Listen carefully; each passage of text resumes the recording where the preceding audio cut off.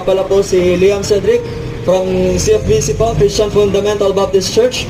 And ako po ay mangangaral sa inyo ng magandang balita po. Alam ko po ang bawat isa po sa atin ay lubhang abala at maraming ginagawa. Ang bawat isa po sa atin ay merong pangarap. At doon po tayo, yun po ang dahilan kung bakit po tayo nagtatrabaho. Ngayon po, sa araw na ito, tayo po ay nagtatrabaho, nagsusumikap para po tayo po ay maging secured sa ating future. Para maging secured ang ating pamilya. Para maging secured at ma-achieve natin ang ating mga pangarap. Ngayon po, sa oras na ito, when it comes to security po, secured ka na ba na ang iyong kaluluwa ay hindi magdurusa sa apoy ng impyerno? Ngayon po, tayo po mag-usap patungkol po sa Biblia. Sabi po sa Biblia sa Romans 3:23 ay for all have sinned and come short of the glory of God. Ngayon po sabi po dito sa Biblia ay lahat po tayo ay makasalanan. Yan po ang realidad ng buhay. Tayo po bilang mga tao ay tayo po ay natural po sa atin ang nagkakasala. Ngayon, sabi po sa Biblia ay sabi po sa Biblia sa Romans 6:23, for the wages of sin is death. Sabi po dito ay ang kabayaran ng ating mga kasalanan ay kamatayan. May dalawa pong uri ng kamatayan ang tinutukoy ang Biblia. May kamatayan pong physical at kamatayan pong spiritual. Ngayon po sa Biblia, ang kamatayan pong physical, ito po yung pagkamatay natin dito po sa lupang ito. Na kung saan ang ating pong kaluluwa ay hihiwalay sa ating pong katawan at ito pong katawang ito ay paglalamayan at ibuburol. Meron naman pong kinikrim eh. Ngayon ang kamatayan pong spiritual, ito naman po ang pagkahiwalay natin sa ating Diyos na dahil po ng ating mga kasalanan, ng ating kasalanan ay dadalhin sa apoy ng impyerno. Yun po ang realidad na sinasabi po ng Biblia sa atin bilang isang mga tao. Yun po ang ating kalagayan. Ngayon po, hindi po natin gusto na tayo po pumunta ng apoy ng impyerno at magdurusa doon na walang magpakailanman. Ngayon po, sabi po sa Biblia, ito po ang good news na binabahagi ng Biblia. Sabi po sa Romans 5:8, but God commended His love toward us in that while we were yet sinners, Christ died for us. Ngayon po sabi dito, ngunit ang Panginoong Jesus, ang Panginoong Diyos ay pinili na mahalin tayo. Bagamat na tayo po talamak na makasalanan at lugmok po tayo sa kasalanan, pinili pa rin po ng Diyos na tayo po'y mahalin at binigay niya po si Kristo sa atin. At si Kristo po ay namatay para sa katubusan ng ating mga kasalanan. Ngayon po, sabi po sa Romans 6:23, ang kasunod po na sinabi na for the wages of sin is death. Ito pong kasunod niya.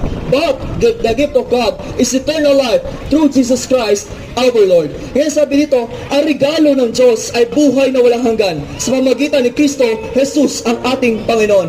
Si Kristo po ay pinako sa krus, namatay at nilibing at muling nabuhay para bayaran ang ating mga kasalanan.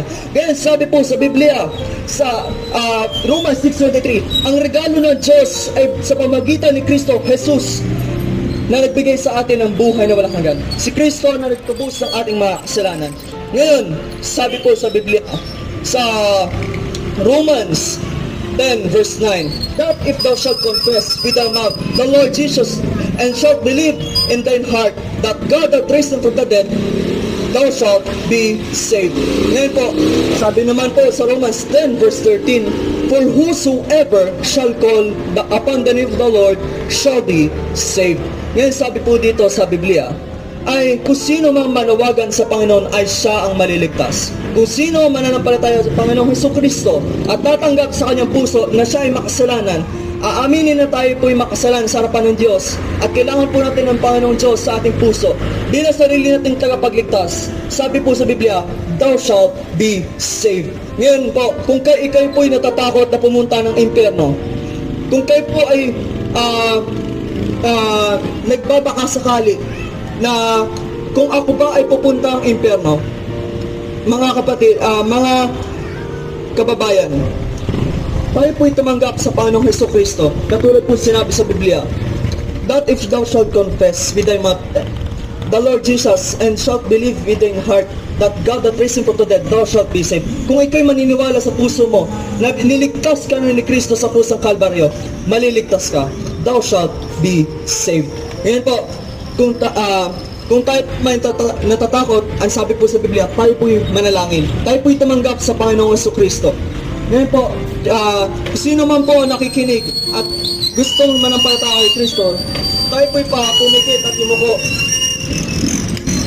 At sundan niyo po sa panalangin. Dakilang Diyos, Ama na nasa langit, Panginoon, maraming salamat po sa araw nito. Panginoon, maraming salamat na aking naunawaan na ako ay isang makasalanan. Nang aking kasalanan ay pagbabayaran ko sa apoy ng impyerno. Ngunit, aking pong naunawaan na meron pong namatay para po sa akin.